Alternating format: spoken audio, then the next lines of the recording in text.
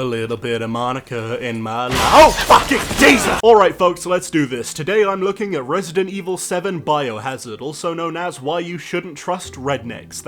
I feel bad about that immediately. I don't really have much of a history with this series. In fact, the only Resident Evil game I'd properly played before this one was Resident Evil 4, and apparently that's the best one, so I guess I lucked out there. But from what I can tell, Resident Evil 7 is pretty different from the other games in the series, and I went into it with literally no expectations. Turns out, I like it. I mean, I think I do, but my brain hasn't been the same since that bit with the headless cop, and oh, that is just fucking foul. So in this game, you play as Ethan Winters, a dude whose wife has been missing for 3 years. She sends him a video message saying, hey, guess what, I'm not dead, I'm in this really creepy place with these insane people holding me hostage, so if you could come pick me up and maybe also grab some McDonald's on your way here, that'd be great. So Ethan sets off to try and find her in this so-called evil residence, and to be honest, he probably should have just turned back the second he saw the doorway made out of goat's legs.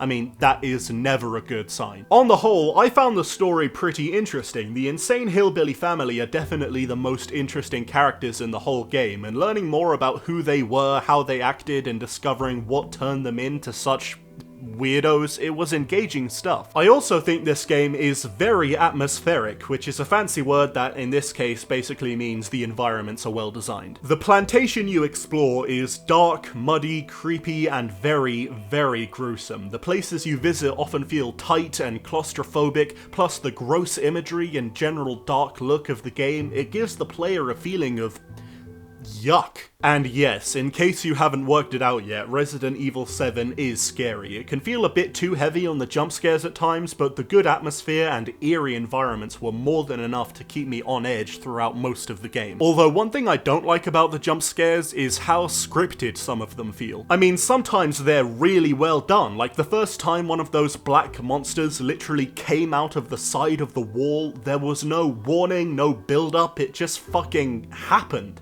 I was really shocked, and, well, I'm not saying I peed myself, but I'm not saying I didn't pee myself. But then there are the jump scares where the game literally grabs you, takes control from you, and forces you to stare directly at the scary thing that's happening. I mean, I guess it is still scary, but it's kind of a lowbrow way of scaring someone, you know? Whatever, let's talk about the gameplay. So if I had to divide Resident Evil 7's gameplay into percentages, I'd say it's about 50% puzzle solving, 40% combat, and 10% getting pissed off because your inventory is full.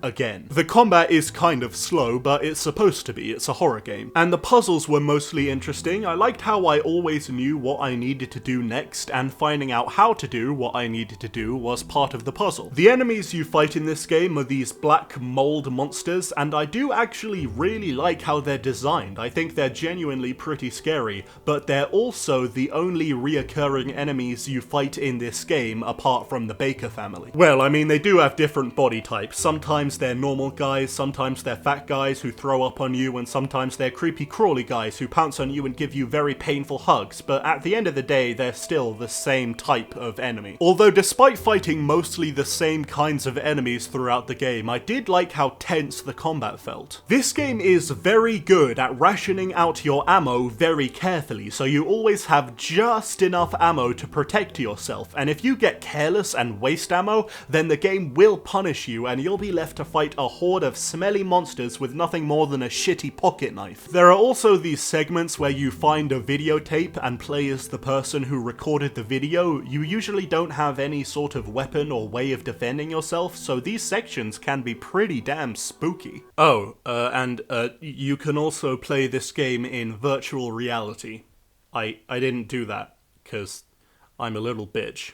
And I'm proud of that, damn it! So yeah, like I said, I like Resident Evil 7. It's not the longest game in the world, I finished it in about 8 hours, but still, the story is interesting and it's genuinely pretty scary. It has some pretty memorable moments too. There were these unexpectedly awesome boss fights, and the ending was fucking cool. I mean, I won't spoil anything, but damn! I can't really say how this game compared to the other Resident Evil games, but speaking as sort of a newcomer, I enjoyed it. If you're into horror games, I would definitely recommend Resident Evil 7 Biohazard, and if you're a Resident Evil fan, Well, from what I've heard, it's a shitload better than the last one. Resident Evil 7 Biohazard gets a Texas Chainsaw Massacre. It's bloody, it's scary, and it's Southern.